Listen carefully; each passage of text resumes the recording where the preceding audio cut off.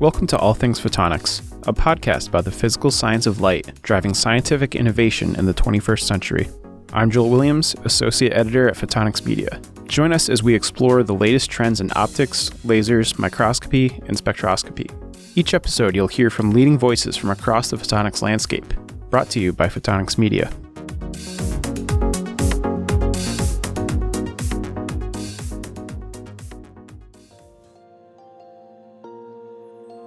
Today's episode is sponsored by Block Engineering, a manufacturer of widely tunable mid-infrared lasers based on quantum cascade laser technology. Block's lasers are designed for spectroscopy, imaging, and other applications that require highly precise and stable illumination with flexible programming. Please visit www.blockeng.com for more information. The episode is also sponsored by Zimia, your #1 camera manufacturer for industrial, commercial, and scientific applications, creating the best innovations in the market. They specialize in unique custom and off-the-shelf solutions for every need. Visit www.ximea.com today. On October 4th, the Royal Swedish Academy of Sciences announced its decision to award the 2023 Nobel Prize in Chemistry to a trio of photochemists for the discovery and development of quantum dots. At the time of the announcement, the ink had hardly dried on the October 3rd announcement that the Nobel Prize in Physics was to be awarded to 3 light science luminaries for their contributions to attosecond science. It was a gratifying 24 hours for us and others in the photonics world. As such, in the days and weeks that followed, interest intensified in the 2 rewarded technologies. It was clear in abundance that quantum dots and the attosecond timescale were ripe for exploration. As is our practice, we've commenced exploration through application, and so we called up Peter Lodahl, head of the Quantum Photonics Group at the University of Copenhagen and the NielsBohr Institute, as well as director of the Danish National Research Foundation Center for Hybrid Quantum Networks. Lodahl, as his title suggests, is a quantum practitioner. What isn't immediately clear, though vital to his story, is that Lodahl's decades of exploration into and with quantum dot technology has helped the nanoparticle ascend to its current place in the realm of photonic innovation. The working group of more than 40 scientists dedicated to advancements in quantum dot technology that Lodahl leads today is, in many ways, a prime indicator of the success and diversity of success that Lodahl has achieved in his work with quantum dots. Such status is not so easily obtained, much less sustained. In our exploration of application, though, we take our conversation with Lodahl to Sparrow Quantum, a 2015 founded company questing to bring photon-based quantum compute to reality. Sparrow's on-chip single-photon source is the technological enabler for the end users poised to ultimately achieve that reality. Within that framework, Sparrow has developed light matter interfaces to function as the core hardware component needed to achieve compute. These interfaces are multifaceted. They are also envisioned to support secure quantum communications, for example.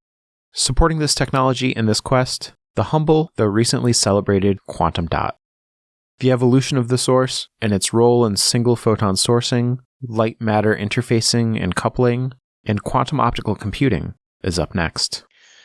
I want to talk first about this concept of quantum applications, but I want to do it with you through a Sparrow Quantum lens, I guess is the best way to say that. Concept of quantum hardware for quantum applications, we're widely often talking about quantum compute.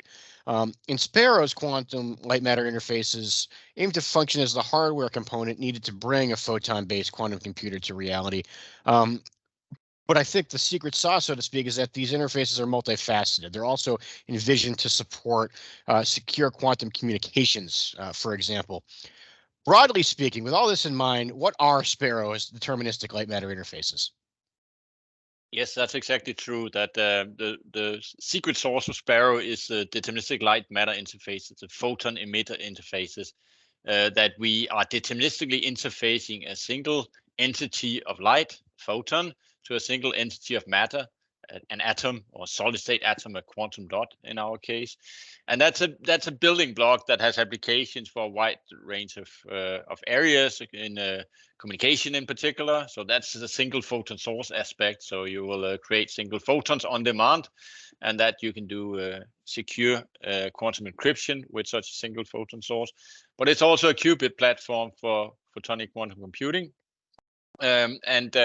And indeed, Sparrow, how we see ourselves in Sparrow is that we're not a full stack company. We are providers of building blocks, foundational building blocks that didn't exist before. A deterministic single photon source didn't exist before, that we have developed and is now commercially available.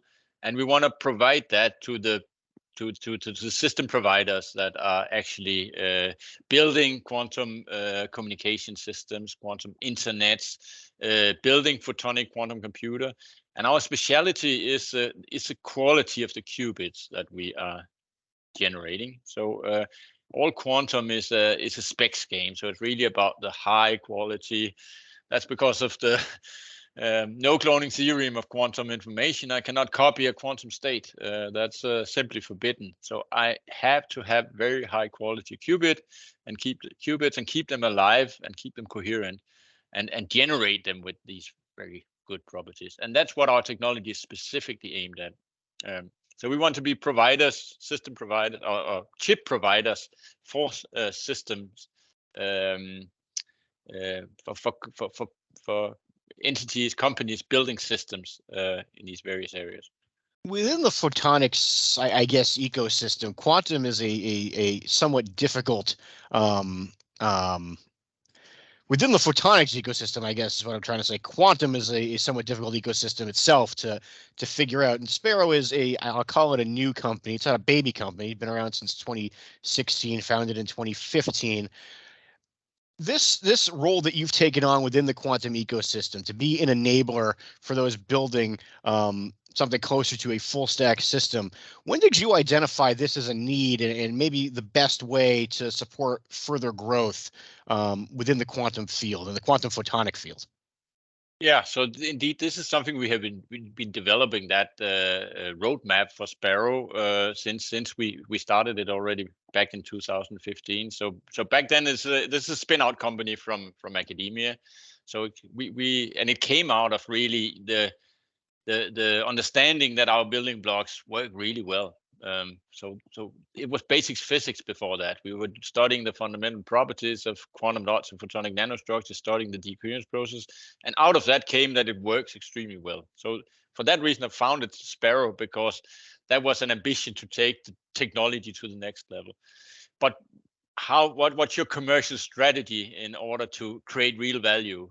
This is something we have been developing in the early years of Sparrow, where we because we were toying with different plans. We could be a full stack quantum computing company. We could be a quantum internet or quantum communication company. We could be a chip providers also for a broader range of applications. There were various opportunities, but we realized that our strength is really this high quality light matter interfaces, and we want to build on that. Also to not spread the company too thin too early. And I think that we will also see in quantum, as quantum is getting more and more advanced, that we will see specialized companies specializing, being the world champs in parts of the full stack quantum computing. That's where the value will be created, because building quantum technology is so demanding that you cannot be a champion, or it's at least hard to be a champion in all, from quantum materials to qubit benchmarking to processing of quantum information, to applications, to detection, and so on. I mean, so that's I truly believe that being with world champ on key technology area, which is the case here with the deterministic light matter interfaces, the photon sources. That is the best value creation we can, the best way to make value creation and sustainable company. And that has been our strategy, something that we have developed and really took off also within the past few years. Our focus has been to get to the customers and get a happy customer, get happy customers, obviously, and bringing that product. It's a product that didn't exist on the market before. So we are evangelizing a market. We are evangelizing technology on the market, and the best way of doing that is really to get it out in the hands of the customers, getting the feedback from them that Sparrow produces the best single photon source chip technology in the world, and then grow your company from there. So the relationship between quantum and commercial is famously challenging, and I think there are several reasons for that. Part of it, and I can speak with my most knowledge from what's happening here in the U.S., but it's taken just a long time to explain quantum to those in government or the decision makers who have the power to fund or otherwise move this technology forward or enable those who are moving the technology forward. That's probably not the only reason that quantum is challenging. And you just mentioned the number of systems and components and aspects that are required to enable quantum to move forward. But with Sparrow, you've got single photon sources, light matter coupling, quantum information processing as sort of the ultimate. That three-part dynamic, did you identify that quickly when you were in academia, or did that come later for you? That relationship is the path forward for you? No, that has been there all the time, and you can say from my academic career that this is that's what I have been advancing, and that has been my research interest. You can say having a serious contender that you have a seriously scalable platform. This is something that just happened to be the case in our system. Quantum dots in photonic nanostructures, is that a scalable platform? Is that a promising platform? Well, when I started working on this 20 years ago, we certainly didn't know because there were a lot of physics to be resolved first and understood first before you could judge whether it looks promising. And there I should also emphasize that our focus has very much been to have the theoretical understanding of your hardware building blocks very, very closely connected to your experiments. And I think that is, you were asking about secret sauce. I think that's part of the secret sauce of our development here, that we have really tried to understand the physical processes. And I would say it's a very universal thing in quantum. Quantum is so different.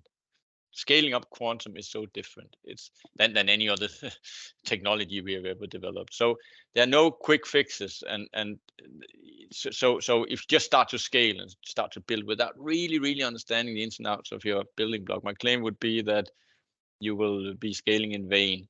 And I would say that is what happened on our platform after 10 years of fun research. It turned out to work very well.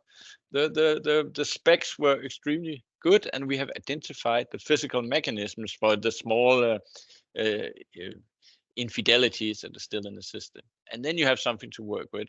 So that's why it started to become technology. It started to become spin out. In my case, that was simply because a building block started to look promising. It could have not turned out like that, and then I wouldn't have started Sparrow Quantum. It's not to now we all have startups, and there's a little hype in quantum about startups, and so I don't consider myself as you know into that. It's cool to have a startup, maybe it is, but I do it generally because I want to advance a platform that I believe has potential.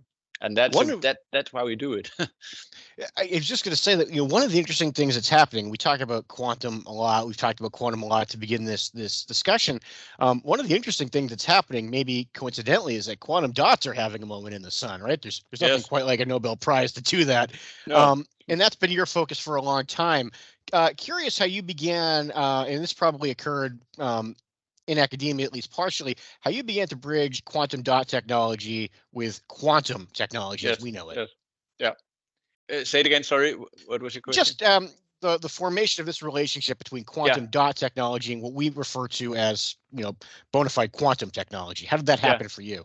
Yeah. So I was interested. I'm an atomic physicist by training, and I was interested in a little bit new systems, new physical system. I always liked solid state systems, but so I was attracted by this solid state quantum dots, doing quantum optics experiments like we're used to in atomic physics, but in a solid state setting. Then the solid state also means that the technology and the scaling up becomes more viable, right? I mean, because then you can really grow and fabricate and make chips and so on. But that was actually not why I started. I was just interested in the physics of these systems.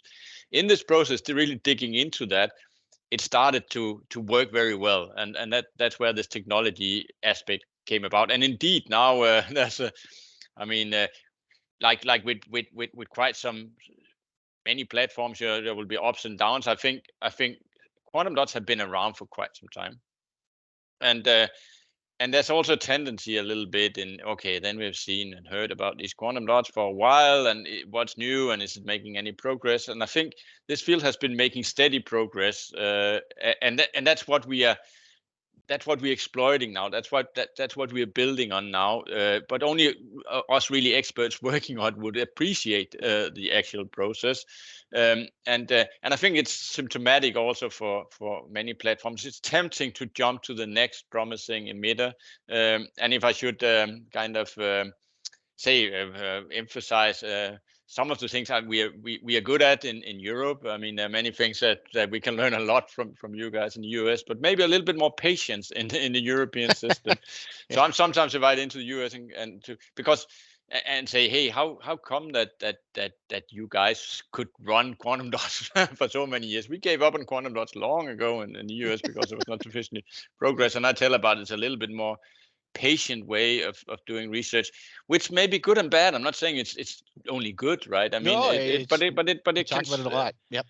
Because a risk is that you are ending being good at something that is not very interesting, and you're just spinning around in that. I've always told myself, and I actually been quite deliberate about that as we went along, that I should be ready to give up this quantum dot at the moment we are taking over on the highway by something that just is running at a higher pace. And I haven't done this switch yet. I'm a little bit of a stubborn type of person, but yeah. So maybe that has kept me on this track for a longer time. But I'm running a group of 30 people exclusively doing quantum dots, and I think that's rare for compared to other groups of that size who typically do a little bit of different things. We have exclusively been working on this platform, and that's a gamble also. I mean, and it still is. I mean, maybe something else will come up and beat us. Maybe we have learned a lot during this process, so you could also jump. The question is just, can you jump when you fall so much in love with your little quantum dots? It's interesting because I mean you're legitimately a leading authority on quantum dots at this point in your career. Like what you've done with the source has been diverse and quite successful. That's a fact. But it's interesting. I mean, have you been prepared to fully pivot? Has that crossed your mind? Like, it's time to, not forget quantum dots, but put them elsewhere in your mind. Yeah. What do you mean? So. Yeah, I mean, it's just interesting. You talk about, I'm referencing all the different things you've done with quantum dots. Has it ever occurred to you that, there are times where you may want to not put those at the fore of your work and pivot into a new direction? Yeah. So I think, as I said, I've often thought that I should be prepared to do that because, and I should, it's like, because if it's not promising, but I've never come to this stage where I was not truly excited about this platform that we are, the quantum platform that we're working on, and I would say this excitement is ever growing. It's still growing. So yeah, I'm not anywhere near close to start another platform because I see lots of potential, but there's also really been some steps forward that made this excitement grow quite dramatically, and about 6-7 years ago there have been such a development where, and it has to do, it's rather technical, but it has to do with the low noise electrical noise of the devices that we can make, that you can make materials with the purity level that high that you can really get atomic like behavior in these solid state system. if you had asked me 10 years ago if that was possible, I hope I would have said I don't know, but we are working on it. But if you to guess, I would probably think no. I mean, it's a dirty solid state system. But today, I mean, we can really, with advanced growth, it's also because quantum dots are growth on ultra high vacuum with molecular beam epitaxy. It's the cleanest growth way of synthesizing materials you can think of, and then making these high quality devices, chips, contacts around this ultra pure material that simply enables that quality. It's a really non-trivial demonstration and insight that we just managed to do, and that's really exciting. If you haven't figured it out already, quantum dots are challenging, right? They were famously difficult to use for application even after they were described in the literature and discovered. I don't even know if it's been 20 years since like demonstrated control over their emission. That even is recent too. I mean, is there an appeal for you for doing things that are just hard in addition to new? Interesting question. No, it doesn't have to be hard per se. It's really dear to me that I believe in what we are doing, that I can see a route forward. So for me, it really starts with the physics and also very much the theoretical understanding of the physical processes, and that's where you see based on that you create your roadmaps, and these roadmaps we have really been creating for fault-tolerant quantum computing, for one-way quantum repeaters, for device-independent quantum key distribution. So based on the quantum dots in the photonic nanostructure, really setting goals, kind of you call it, I mean, bars for performance, metrics for the performance that you need to reach, and seeing that this is possible on this platform. I mean, that's what motivates me. Not that it's hard or easy. Quantum is hard. It just so turns out that the scaling up is extremely hard. I also like hard challenges, I must admit. But I'm not picking it because it has to be hard. I'm picking it because of the understanding of the opportunities for this platform, and maybe it's because it's the one I know something about, right? I can see a route for that. I also know about atomic systems. I come from there, so I picked this one because of the physics, and then it turned into these opportunities that motivates me really a lot. And I think for us scientists, it's also a lot about actually intuition.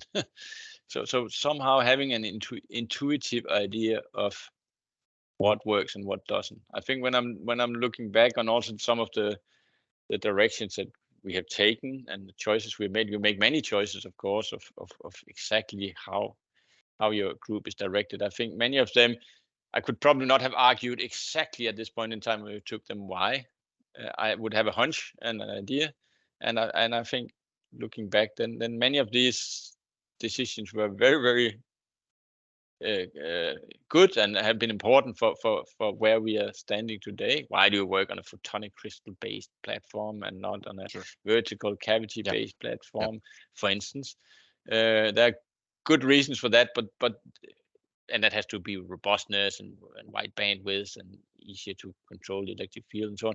But all this insight has also been gradually coming. I think we had an intuition of some of these advantages, but really, putting it to the on the spot and saying that's why that is really hard. Yeah, and no, you never have that in such a those are two great examples, right? It sort of brings together this intuition versus prospect for success. I think that's very helpful, just to get inside the head of those who are doing the work. I did want to just go back to on-chip single photon sources. That's what Sparrow has focused on recently. But I think it's also fair to say that the newness of the quantum market and the newness of on-chip technologies present some challenges. Were there any challenges either stemming from those aspects or from anything else that made commercialization particularly challenging for Sparrow? I think the challenge has been that is completely new technology, right? I mean, it's so the challenges are twofold. First of all, of course, one thing is that you're demonstrating in the research lab and you're writing a great publication about this, and it works, and you understand it. But then also get it to work so that it's a product and you can put it in the hands of a customer that can operate your chips. And so that's clearly, something that Sparrow has been putting really efforts into to do that, and also to train the staff at Sparrow to be able to deliver that, because it's really cutting edge. We have some fantastic people in Sparrow and great young people really executing and making the chips and characterizing the chips, and that's a key thing. The other challenge I would say has been so who wants to buy it? I mean. So there are many leads. So when you go out and say, would you be interested in, oh yeah, sure, that sounds exciting, and but then from that and to an actual purchase, because then they say, oh, but now you provide so many photons, but how would I actually put it into my experiment? I mean, it's not that there's just a market that is already there and that has been purchasing them. Each sale here is really a virgin sale, also a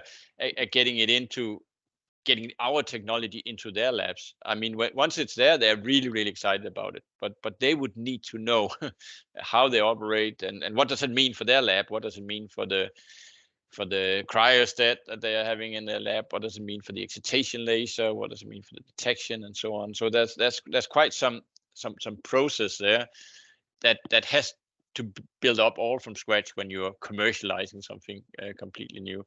So I think those have been the major, really technical challenges. I think the technology has been really strong and very mature, and really exploiting all this research that we have been doing has been a major asset, of course, for Sparrow to say, hey, look at all this fantastic stuff that has been done on this platform. That's good advertisement, of course, of the technology.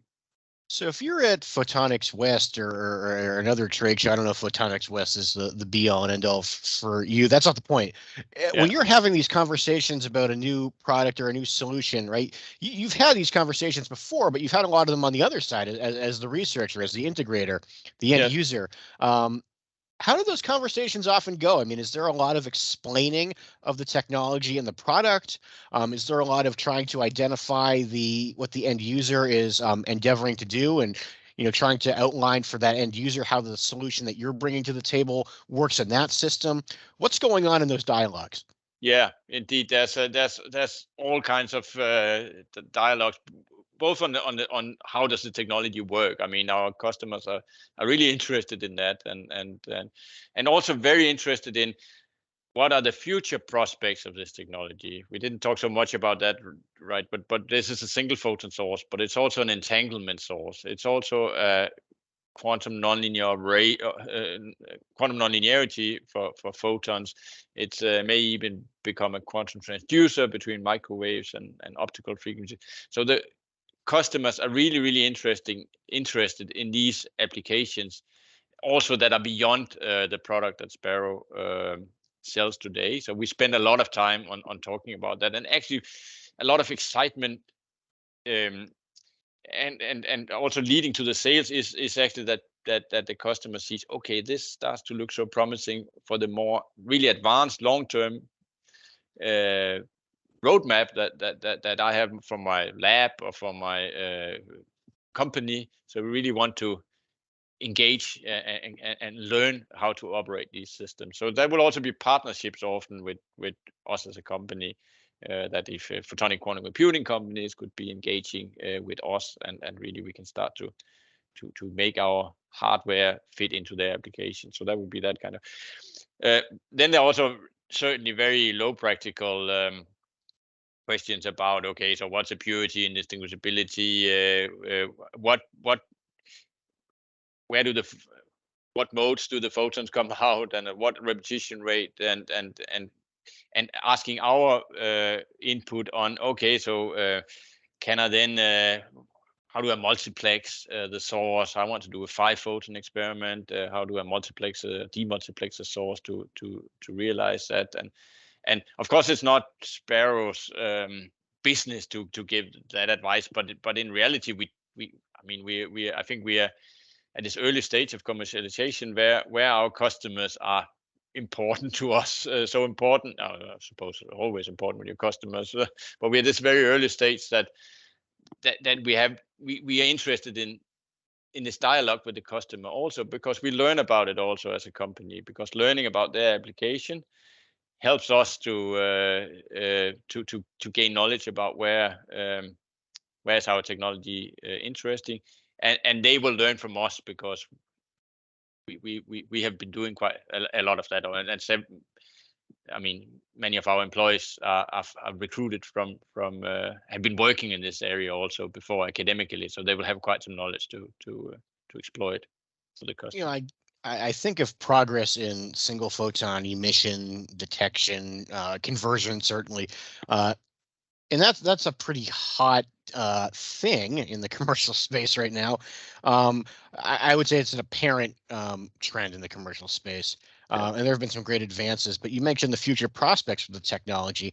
What are some future applications or future technology gains for Sparrow, or for the technology with which Sparrow is working, that you see in the next, 5, 10, 15 years? What kind of applications will we be targeting? Yeah. I think photonic quantum computing is clearly the where I would almost say our technology is born for, ready for. We are generating these photons deterministically on demand. We can generate entangled photons on demand, so cluster states, photonic cluster states that you can fuse into larger scale cluster states and entangled states to do measurement-based quantum computing. So PsiQuantum in Silicon Valley is building full-blown fault-tolerant quantum computing technology with probabilistic sources, so potential down conversion sources, four-way mixing sources to start with, so probabilistic sources.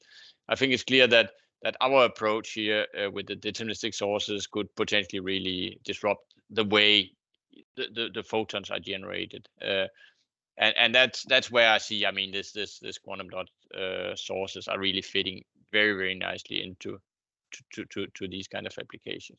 Quantum communication, absolutely also. So for distributing entanglement, so in quantum networks, for device-independent quantum key distribution. So quantum key distribution is there, right? And you can buy the systems. We have also demonstrated our hardware on a quantum key distribution link to here in the Copenhagen area of 15 kilometers on a deployable fiber. So this demonstration we have already done.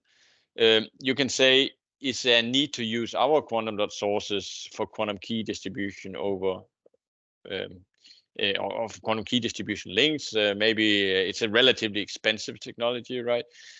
So do you need the Rolls-Royce single photon source technology, or why not just use attenuated pulsed lasers or continuous variables implementation or cheaper technology? And the answer to that is that for the advanced quantum communication protocol, so for distributing entanglement, for doing fully device-independent quantum key distribution, where you're securing not just the link between Alice and Bob, but also the apparatus that Alice and Bob is using to communicate with each other. This technology that we are developing, and that we are that is our focus of developing, that really high spec, high end quantum sources would be needed. So think of our technology as something for the more advanced type of quantum application. Quantum repeaters, so one-way quantum repeaters, where you're encoding a qubit in an entangled state, and that makes it robust towards loss. So you can send qubits over extended distances by using an entangled state for sending information. So so that's where we will see applications of our technology, and that's where we want, because you can say we could also go other direction. We could focus on maybe our sources operate at 4 Kelvin. There's a reason for that, and that has to do with this high specs here that I'm talking about. We could also work on taking that to room temperature and then get much lower specs in the quality of the single photons.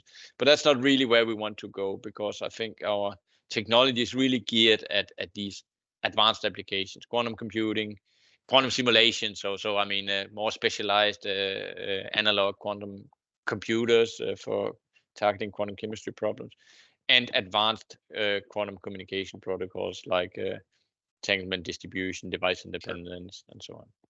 I have a two-part question to end for you, and I don't mean to conflate quantum computing and the quantum internet. For the sake of this question, it's probably better to use quantum internet as the qualifier, but like progress in quantum computing as a whole and the quantum internet within that hasn't happened in a vacuum in the last little while, last 5 years. It's been pretty impressive, pretty robust, and pretty meaningful.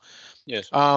From your perspective, from where you sit on the value chain, or where Sparrow sits on the value chain, how do you chart the progress in the last 5 years? I mean, is it failing to address the major bottleneck? Is it moving us towards addressing the major bottleneck, or are we, better off than we thought maybe we would be? It's a difficult question. Yeah, to answer very general. I mean, of course, there's a spectrum of activities here. I would say in some cases, indeed, it's making not so much progress and maybe taking wrong choices, and also in some cases things are being oversold somewhat.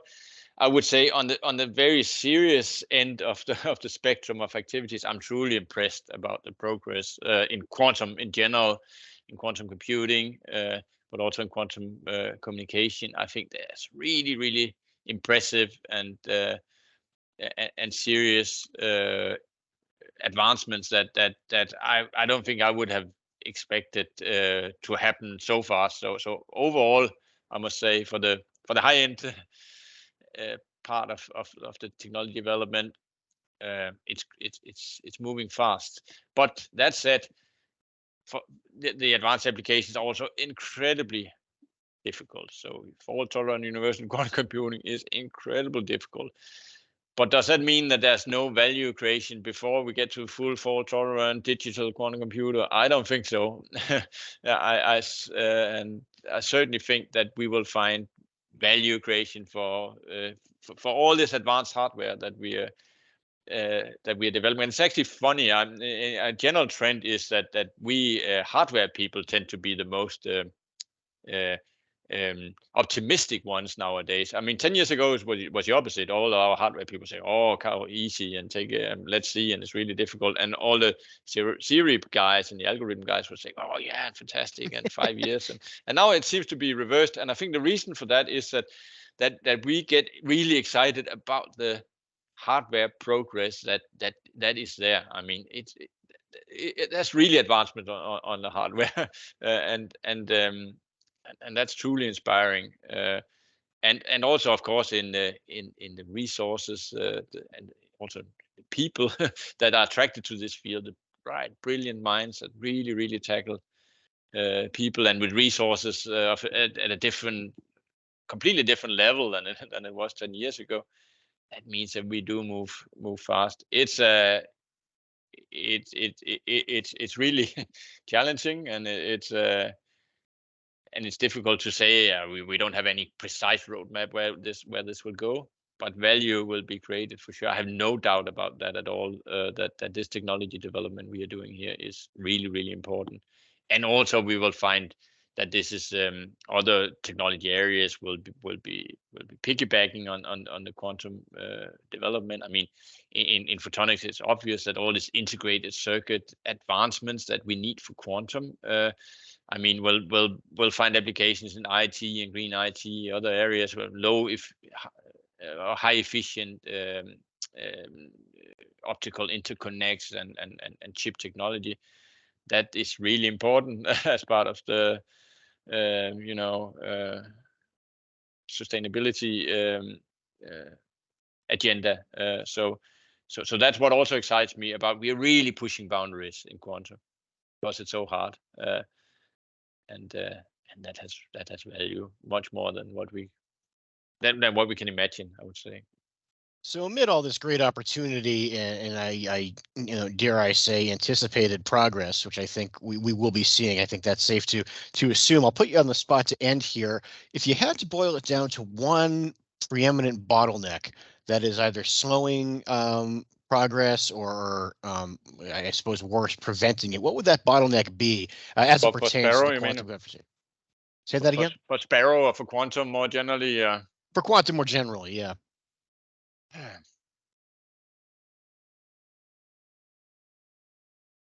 One. That's a difficult.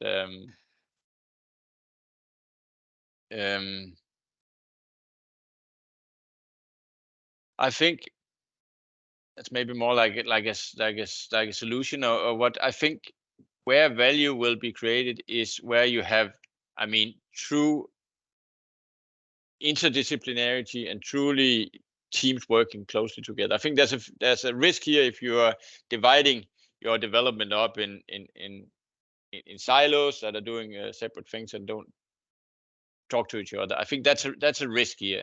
I say I have a quantum dot and I know everything about the quantum dot and I'm in love with that and I pitch that big time, but I don't connect it to the people that will be processing the photons, the people that will be and the end application and the use cases. And so I think it's these pipelines that involves much more than physicists. It involves the engineers and physicists, but also the quantum algorithm people and the mathematicians and the end user and the chemistry and biochemistry.